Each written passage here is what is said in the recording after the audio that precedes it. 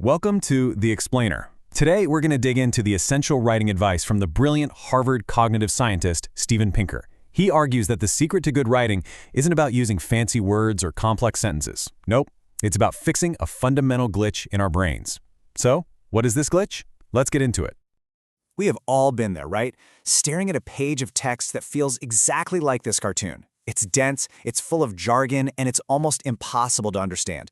It's the kind of writing that makes you feel like maybe you're the problem, like you're just not smart enough to get it.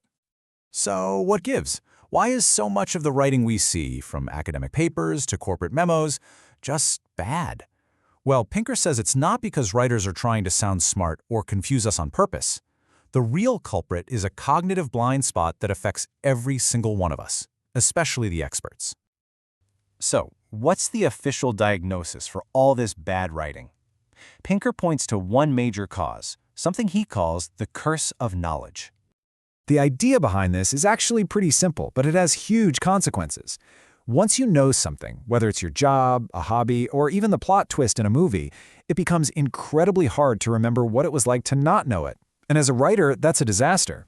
It causes you to use jargon, to skip crucial explanations, and to assume your reader knows exactly what you're talking about when really, they're totally lost. To really drive this point home, Pinker tells this fantastic story. It's about a brilliant molecular biologist who got invited to speak at a TED conference. Now, you know TED. Their whole thing is making big ideas accessible to everyone. So this scientist gets up on stage, and right away, he just dives in. He starts using all this technical language as if he were talking to his lab partners. He never stopped to explain the basic problem he was solving, why his work was a big deal, or what any of his terms meant. He was just completely stuck inside his own expert brain. And the result? It took about 4 seconds. That's it. 4 seconds before he had lost the entire audience. We're talking hundreds of smart, curious people just completely baffled. But here's the crazy part. He had no idea. He was totally oblivious that nobody was following him. He was a classic victim of his own curse of knowledge.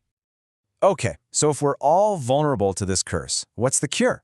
Well, Pinker's first rule is simple to say but hard to do. You have to escape your own mind.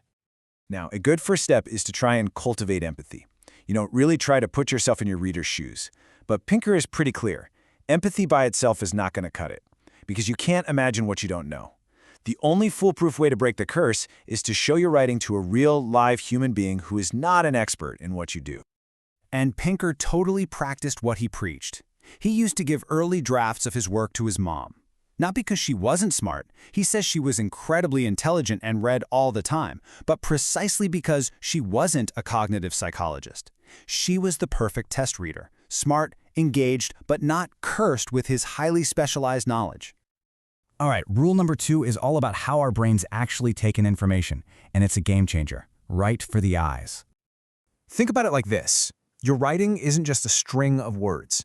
It's a set of instructions for a movie that's playing inside your reader's head. Your goal isn't just to make them process text, it's to help them see what you're seeing. The words are just the tool to create that mental image. Just look at this comparison here. The first sentence is pure academic gobbledygook. It's dead, it's abstract. But the second one, kids look longer at a bunny than a truck. Boom, you instantly get it, you can picture it. So ditch the jargon like paradigm or framework. Use concrete things people can actually visualize. And part of writing for the eyes is just having fun with the language itself. The humorist Richard Lederer points out all these weird, visual, and kind of illogical quirks in English. When you lean into this stuff, instead of hiding behind boring, sterile language, you give your writing personality. You make it a pleasure to read. And that brings us to Pinker's third and final rule. It's a piece of advice that's been around forever, but in our noisy world, it's more important than ever. It's all about finding the soul of wit. You've probably heard this famous line from Hamlet, but it's not just about being funny. What Shakespeare was getting at is a deep truth about how we communicate. There is so much power, so much clarity, and so much beauty in being concise.